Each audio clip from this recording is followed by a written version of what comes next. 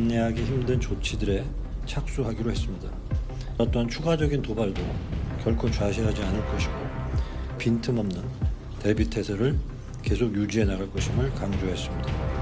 우물풍선이나 GPS 교란 이러한 도발들은 수준 이하의 불인주한 도발이고 몰상식한 처사다.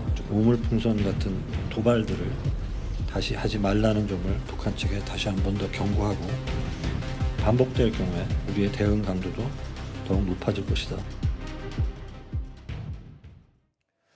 지난주에 1차로 북한이 260여 개의 오물풍선을 남측을 향해 날려보냈죠. 그리고 지난 주말 사이 2차로 700여 개가 넘는 2차 추가 오물풍선을 또 날려보냈습니다. 이번에는 개수가 많아서인지 곳곳에서 피해 신고도 잇따랐었는데요. 모두 1000여 개의 오물풍선을 날린 셈입니다. 우리 정부도 이제는 가만히 있지 않겠다라고 선언했습니다. 조금 전에 들으신 것처럼 더 이상 감내하기 힘들 조치에 착수하겠다라고 발표를 했는데요. 이 발표가 나자 5시간 만에 북한에서 입장을 밝혔어요. 중단한다고. 먼저 궁금한 게요. 지금 우리가 취하는 조치, 대북 방송이 그 대표적인 조치로 지금 알려지고 있습니다. 지금 어떤 조치인가요? 오늘이나 내일 중으로 이 시작을 할 수 있는 상황인가요?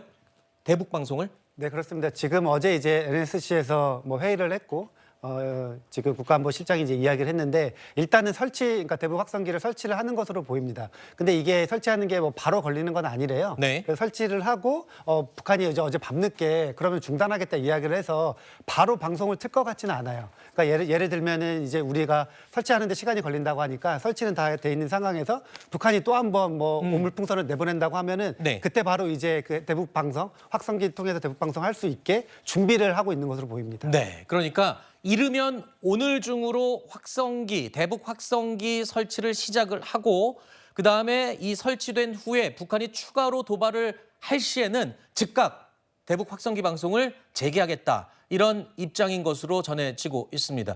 자, 일단 우리 정부가 대북 확성기 재개 카드를 꺼내 들자마자 곧장 북한이 5시간 만에 풍선을 이제 더 이상은 보내지 않겠다라고 이야기를 한 것. 여러분도 아시겠지만 북한이 우리의 대북 확성기 방송에 가장 예민하게 반응을 하고 있죠.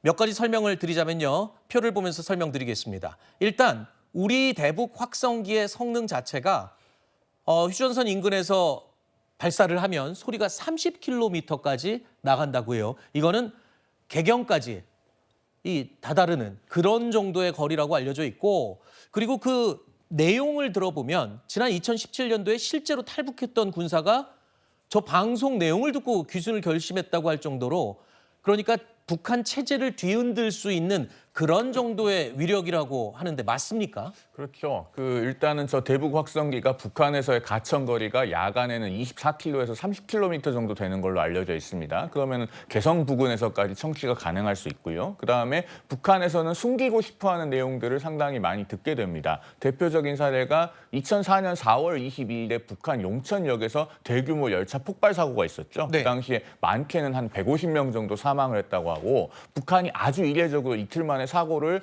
공개하면서 국제사회에 지원을 요청했던 그런 사건입니다. 네. 그런데 전방에 있던 북한 군인들은 대부분 이 사고의 존재 자체를 몰랐고 내용을 몰랐을 겁니다. 그런데 우리 대북 확성기를 통해서 북한 용천역에서 이렇게 큰 폭발 사고가 일어났는데 같은 민족으로서 동포애로서 이것을 최선을 다해서 지원하겠다. 이렇게 하니까 북한 군인들이 굉장히 동요하고 북한 군부가 대단히 곤혹스러워했다는 그 후일담이 알려져 있지 않습니까? 네. 또 그뿐만이 아니고 이 대북 확성기로 일기예보 같은 걸 하면은 굉장히 정확하게 잘 맞기 때문에 그런 것들도 대한민국의 체제의 우월성을 보여주는 것이라서 북한에서는 상당히 꺼려하는 그런 존재라고 알려져 있습니다. 대북 확성기 얘기가 나올 때마다 일부 분들은 그런 생각을 합니다. 아니 방송 좀 튼다고 해서 진짜로 이 북한이 이렇게 흔들리고 불안해하나라고 하실 텐데요. 실제로는 이 체제를 뒤흔드는 이런 심리전이 굉장히 먹힌다는 겁니다. 자, 윤석열 정부에서 재검토되는 대북 확성기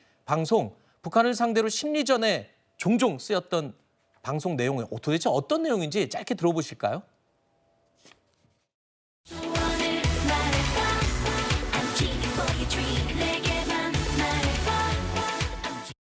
Bang bang bang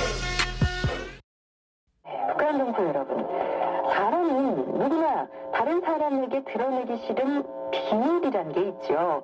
하지만 독재 국가에서는 그런 인간의 본능까지도 통제하는데요.